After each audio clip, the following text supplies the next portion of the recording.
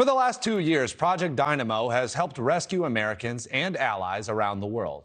In October, the veteran-led organization assisted in evacuating nearly 300 Americans from Israel. Now it's part of negotiations to release hostages held by Hamas. Joining me now is Project Dynamo's founder and CEO, combat veteran Bryan Stern. Bryan, thank you so much for coming on and for sharing your experience with us today. Thanks for having us. Appreciate it. Let's begin on Friday when the United Nations Security Council approved a resolution calling for a humanitarian pause between Israel and Hamas. The U.S. abstained from that vote. Do you believe there could be another ceasefire in Gaza and Israel in the near future? I think anything is possible at this moment. We need to remember that Hamas, so much of this is in Hamas's control.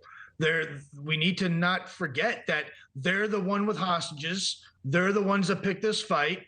And the genesis of this current conflict started with Hamas. So I think anything is possible. But before, I think everyone's very quick to leverage and apply pressure to the United States and to the Israelis and the United Nations and to everyone.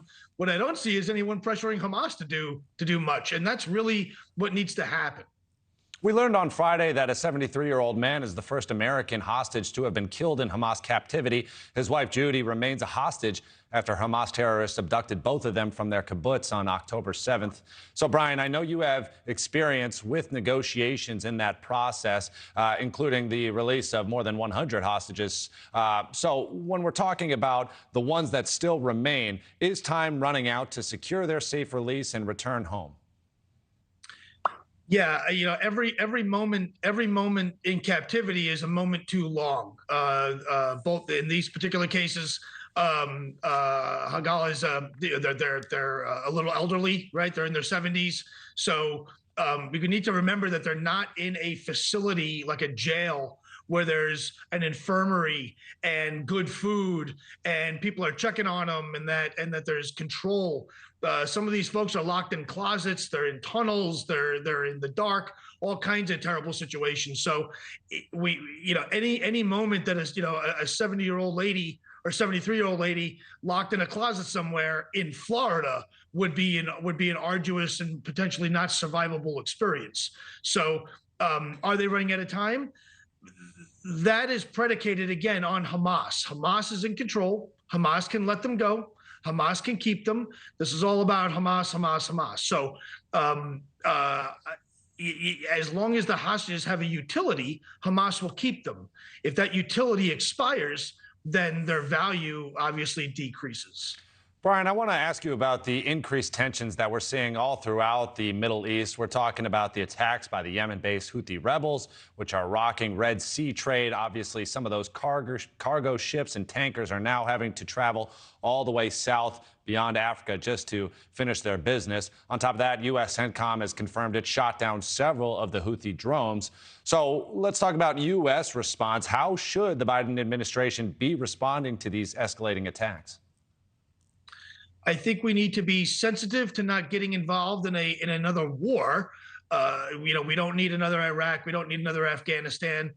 We don't need that. But we absolutely must project strength to the enemy. They are at war with us.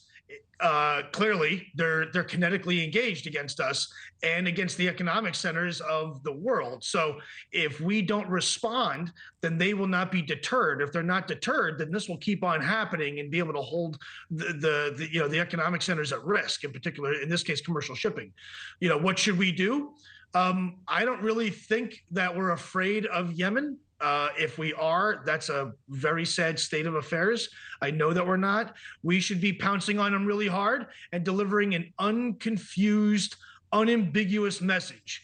If you shoot at us, we will shoot you back, and try and keep some peace and maintain the status quo. In this part of the world, strength is respected, not words, not press releases, not ideas, not even thoughts. And to some extent, not even religion. What is respected is strength and action.